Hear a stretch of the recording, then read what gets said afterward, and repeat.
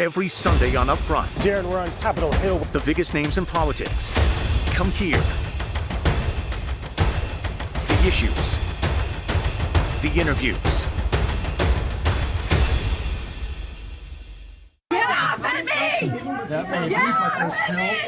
Intensifying debate over new data center projects in Wisconsin. These arrests in Port Washington recently, where construction has just started on a $15 billion project for Oracle and OpenAI. I've never seen a response like that in my life. What I did see was a lot of members of the Port Washington community who are really frustrated that they're being ignored and they're being dismissed by their elected officials. It should not be surprising to anyone that when people are not given a chance to get information, when they're not given a chance to have real discussions that are out in the open and transparent, that they start to get frustrated. Now, the city's mayor, Ted Knightsky, is facing a potential recall effort. The group will need to collect more than 1,600 signatures in the next 2 months. The mayor recently talking with Jaron. How are you responding to this recall effort, and how seriously are you taking this?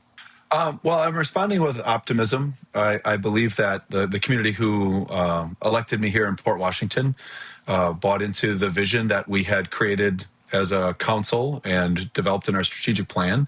And we have literally done everything that we said we were going to do, and we've communicated all of that. And I believe that the community as a whole understands that. Frankly, I think they were a little surprised that we were able to do it. A major industrial development and remodeling of a significant amount of our infrastructure. And we've been able to move very swiftly because there's a lot of energy around, making sure that Port Washington will be sustainable for the future. The group that's attempting to recall you says that you ignored concerns and sidelined voices regarding the new data center. How do you respond to that? That's just not true. We have our own website as a city, and I would challenge any community around the country to see if they have communicated as transparently as we have. There's a difference between, transparency and, paying attention too late. And we have been talking about this project for well over a year.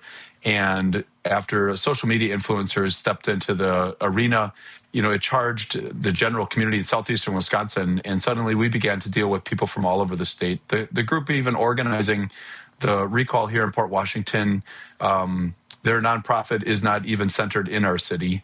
And the political parties supporting them are not parties that we've worked with in a bipartisan manner to support legislation to help Port Washington and allow us to grow. And you mentioned some of the outside factors who are kind of addressing the issues there in Port Washington. When it comes to the recall, these are signatures that are going to have to come from Port Washington residents. Correct. So, and I do want to acknowledge there are people in Port Washington who are frustrated. Change is not something that comes easy to any Midwestern community. But one of the great things about our community is that through change processes, once we understand what's going on, we begin to accept what it is and then work within the new parameters. So the people from Port Washington will have the opportunity to decide what they would like to do with the position for mayor. And, I'm going to continue my commitment, work hard for our city through the entire process. Do you have any regrets with how you've handled everything with this data center project when it comes to the transparency and the communication with the community? Oh, I mean, every meeting we place on the chairs, the FAQs from the last meeting, the questions that have been asked, we have worked diligently to design, we have the most restrictive zoning code for a data center, I believe, in the country. We listened to everyone. We worked with the developer to ensure that needs were met, everything from lighting to ensure our friends at Harrington Beach, who are stargazers, would not be impacted. And most importantly, berming and environmental considerations. We put in place a developers agreement and a TID that will support our infrastructure for our city for the next 50 years. And many issues that have been deferred for too long are being addressed. My only regret in the entire process is we weren't able to do this sooner so that the city of Port Washington didn't benefit, because everyone from our schools to our county to our system to our state is going to grow. A few weeks ago, we saw those arrests during a public meeting over this issue. Was that necessary? Again, that was a police matter in our chambers. And, looking back and watching the video, I would just ask that people, when they have interactions with law enforcement, comply with the directives. We had multiple meetings prior to that, and we had followed the exact same process every single time. If people disrupted the meetings, our police officers would just ask, can you please keep it down? If they did not, they would ask them to step in the hallway, and there was 100% compliance until that moment. And those individuals were wearing microphones and had their own camera crews there, and I questioned their motives. Were they Port Washington residents? They were, yes. Bring us up to speed on where we stand with this data center right now. Construction already underway? Yes.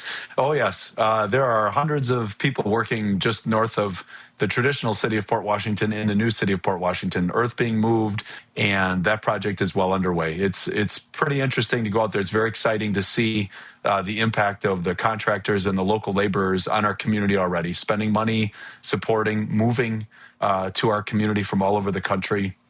And it's really helping diversify a beautiful city already. Port Washington Mayor Ted Neitzke, thanks so much for your time. We appreciate it. You're welcome. Be well.